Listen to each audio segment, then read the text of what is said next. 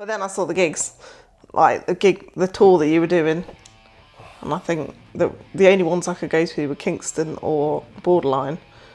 But I was worried about going. I'd never been to a gig on my own in London, and that started me off on a long journey of many gigs. But yeah, that you said that you thought that one would be better. The thing is, I had a soft spot for the Borderline. Yeah. I'm not sure what it was, but there was something about that venue. That did actually work better for me anyway to go to that one.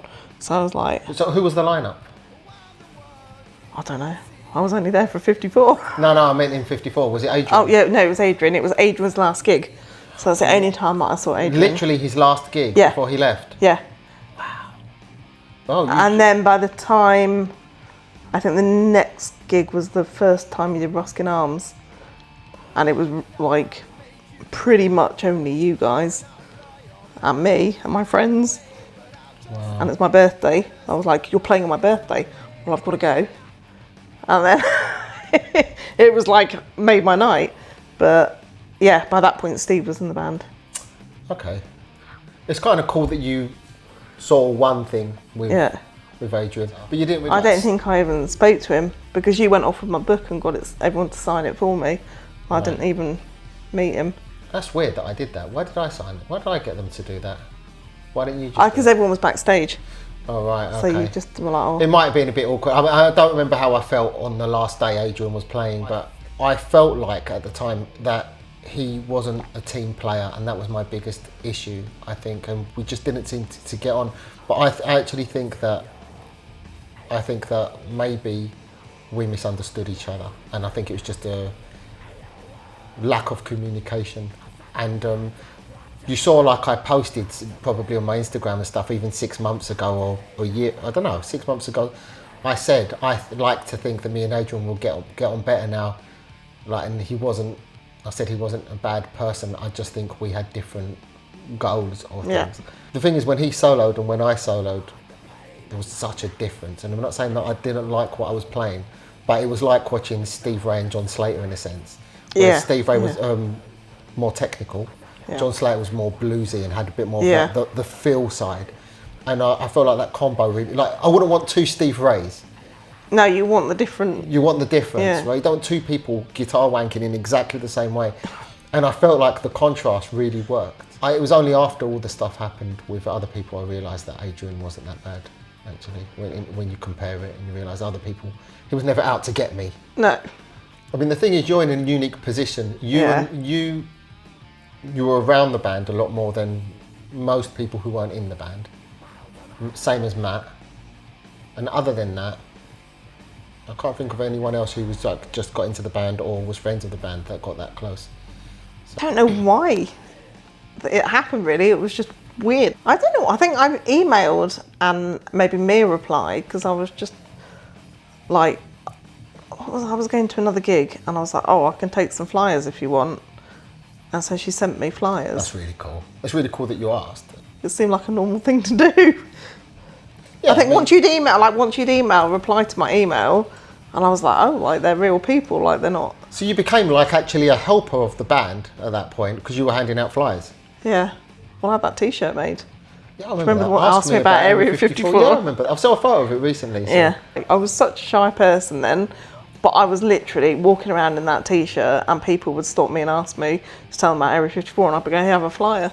Like random people on the street outside the ballroom. Bands need people that do that. I don't remember many people saying, send me some flyers and I'll hand them out for you. I don't know what made me think to do it. I just really, by that point I had the album, I'd seen you live and I was like, I just really like the band. And back then we had that website that Rob made, which was always a bit wonky, do you remember? There was always like a button that didn't work. About that. Yeah. Do you remember? He had that kind of cool font at one. He changed a few times, but he had that. There was one time where he had that really cool little font, and he was always trying to find a way of getting it to fit. I understand coding is difficult, and back then obviously there was no. Now you could ask ChatGPT to help you. But back then he was always trying to. He was like, oh, I can't get it to go there.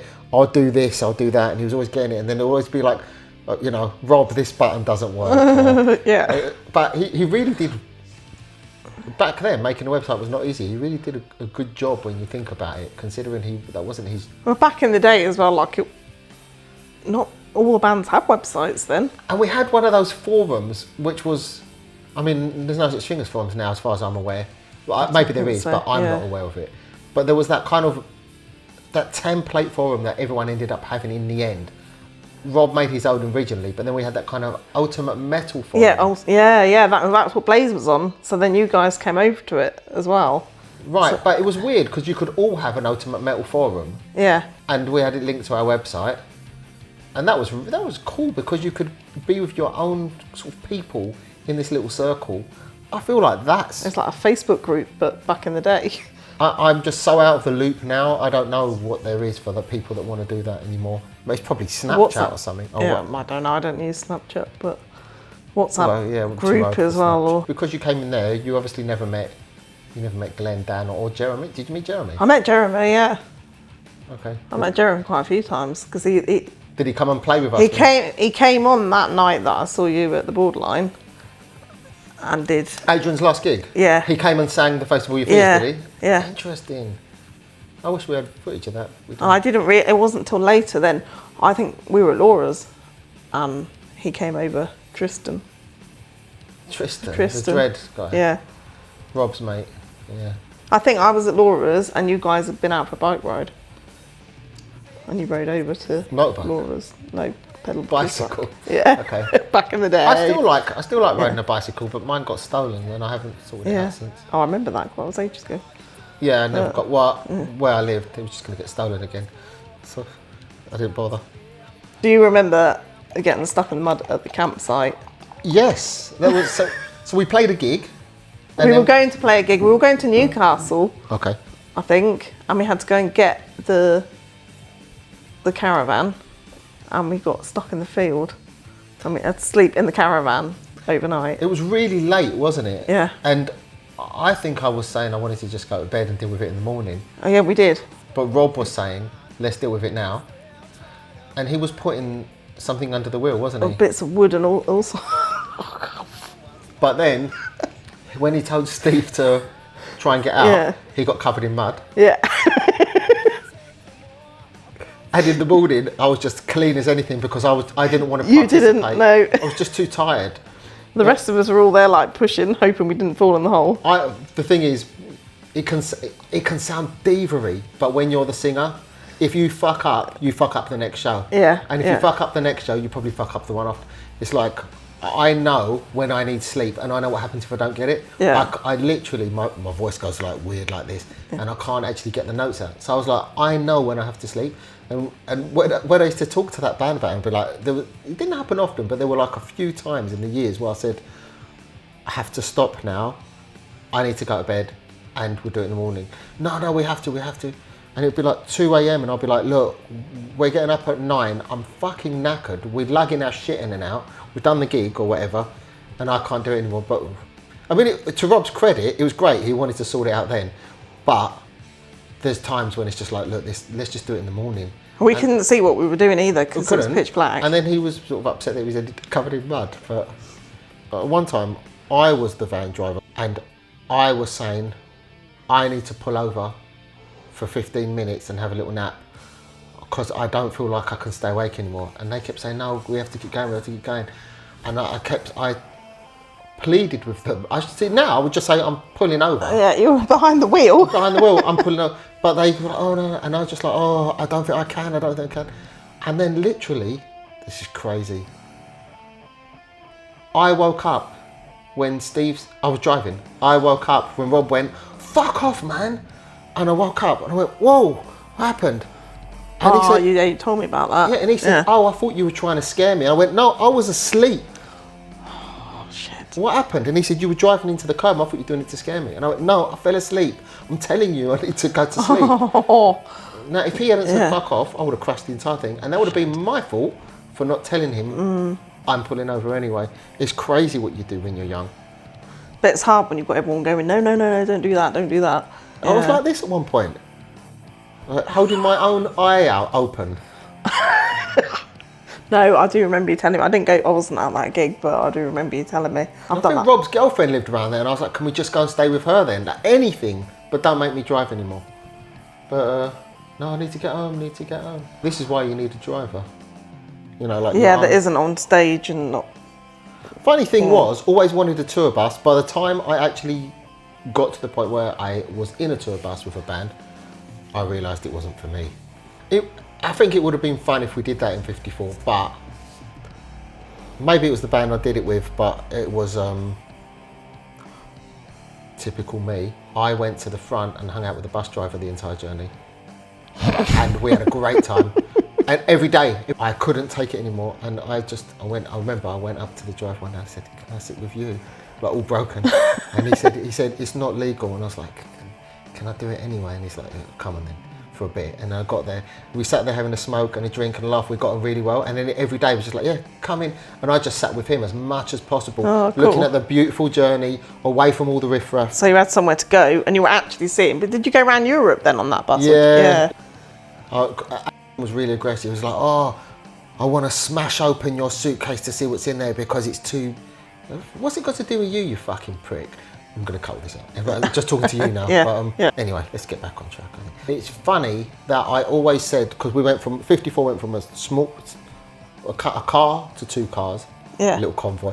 Then, a small van, slightly bigger van, until we got to the biggest van you can have legally on a normal drive. Was that the one that had like the little sleeping area above the back? Yeah, it was that Ivoco's enormous, right? And it was. I don't think you can even if you pass a driving test now, you can't even drive that. You have to get a different test. Back then, you could, and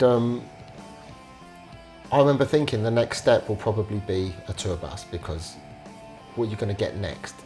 Right, and if that would have been, I think if the band had carried on, we would have got the tour bus after that. But I remember thinking, oh, when we get there. And the funny thing I come to realise is the best times were in those vans.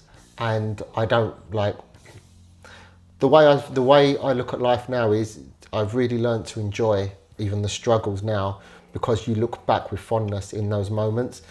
If you're always looking, I'll be happy when, you're just going to die, never have been happy, because happiness is in the struggle. Yeah.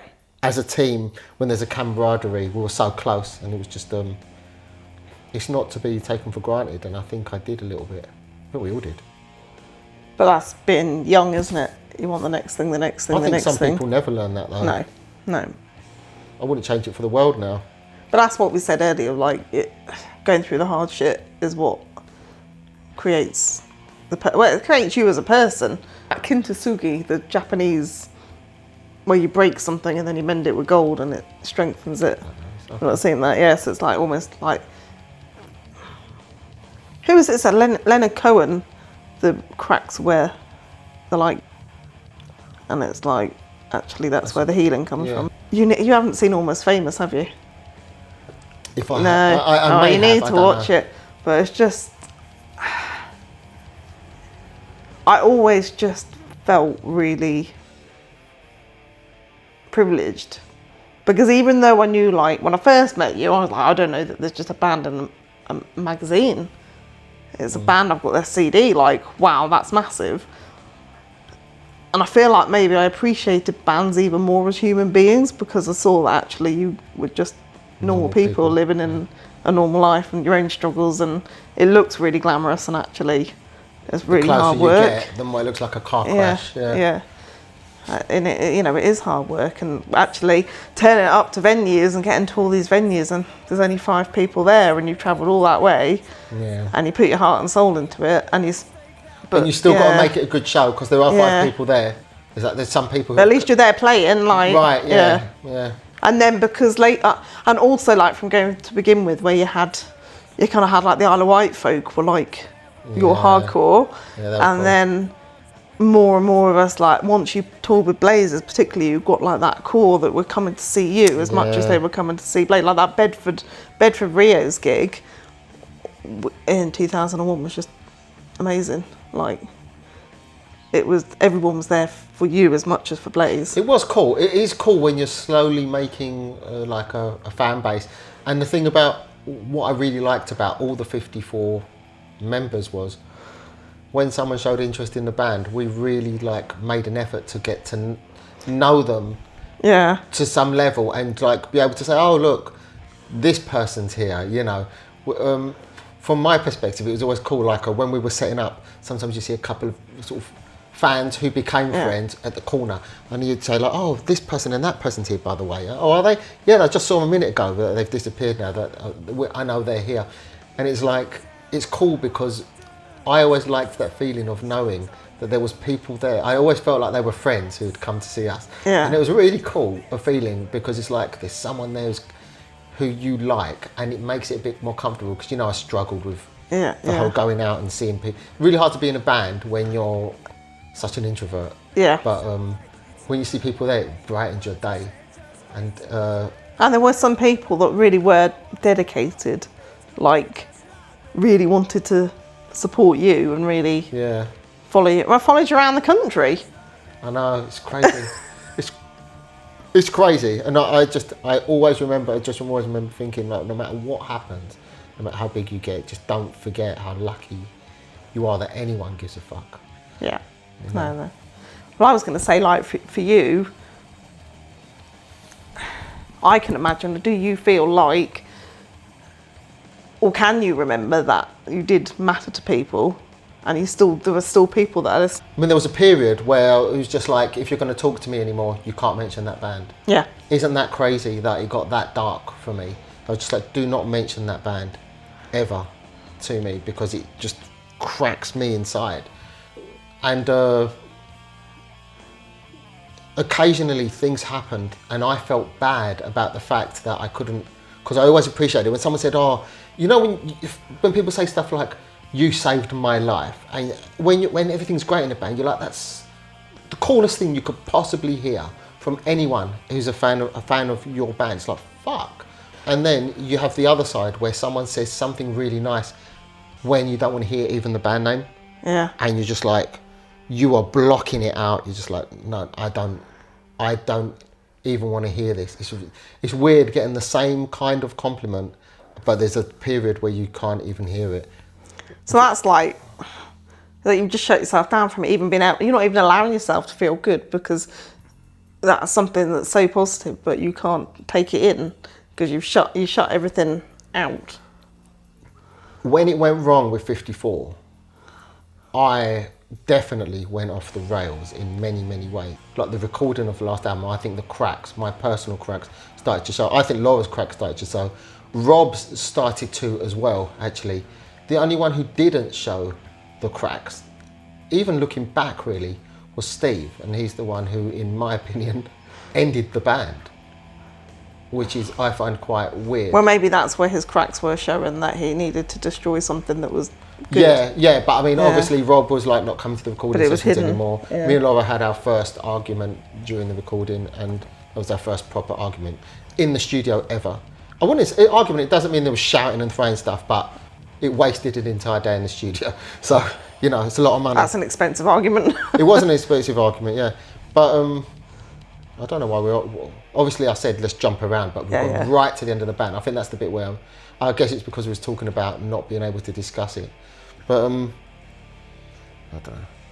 It's hard to keep your focus when you're talking. The thing is, there was this thing, right? When I was a kid, this is what made me try and change my perspective a little bit. When I was a really young kid, I mean, I'm talking the 80s, there was a game called Jet Set Willy, and this guy called Matthew Smith wrote it, and before that he made a game called Manic Miner, okay? And I loved Manic Miner, but Manic Miner was a game where there was like 20 levels, and you had to do one level to go to the next level. Jet Set Willy was it was like an open world in the sense where you could go any room you wanted in any order, at any time, all around this kind of mansion, and you collect these flashing items. And that game was so important to me as a child. Like, it's a special place in my heart, and it always will do. I watched this documentary with him, and they were saying how when he talks about Manic Miner, he's really optimistic and blah blah. When you start talking about Jet Set Willy, he goes really quiet. And now I know the story, and I remember thinking, dude, if you knew that you are my childhood. I always thought, if I saw you and I'd say, dude, you know that my happiest memories were because of something you created. I swear, years and years on that bloody game. I loved it. And Did you ever finish it? In my 20s, I set up this old computer and said I don't, because I was like, I'm going to die soon. So yeah, I really thought it was just, I set it up and I said, I just want to clear this before I die. And I set it up and I spent a few weeks just doing it. And I cleared it in my 20s. And it was really bizarre. But as a kid, as like, what was I, 8, 9, 10? Yeah, 8, 9, something like that. I just remember thinking, I'd love to say to you, dude, you know that my whole childhood is made because of you. And then I thought, that's what people are trying to tell me. Yeah. We're 54, and I saw myself as a Matthew Smith of the music, because he could have done anything, but his life fell apart in a sense. And I was just like, I feel like that's me. I tried to come through it and just realised, you know what, a compliment's a compliment, and they got no reason to say this, and maybe you should just be more gracious with. Some people like, this song saved my life, so why can't you enjoy it? And then I tried to force myself, and then things got so bad, I just had to realise that I need to. It was weird, Laura called me and we had a chat, and somehow we reconnected, and I started realising I want to get to a point where I can talk about this band and actually enjoy it, because all the stuff I did after just didn't come close. It was the only band that I created. It was the only band that I had. It wasn't a dictatorship, but I had the control over it, if you know what I mean. Yeah, I wrote the songs or the bulk of the songs. You're the front man as well, like you were the person that was out there. And I put it together, and it was my baby. Whereas all the other bands, I joined other things, and I said to them from the get-go, I do not want to be in charge. Like, it never put me in that position again. I had to do it in that band, but I'm not willing to. It's just a democracy. It's 5 people. Let's all make a vote and all that. But I learned you have to put up with a lot of stupidity if you're not in charge. Yeah. And 54 will always be, no matter what I do, 54 will always be the best thing I ever did. And I never live up to it. I'm not talking in terms of famous. I could be in a band tomorrow and name it and blow up, but it won't be as special to me as that band. And that's why I'm glad I got to a point where I can talk about it.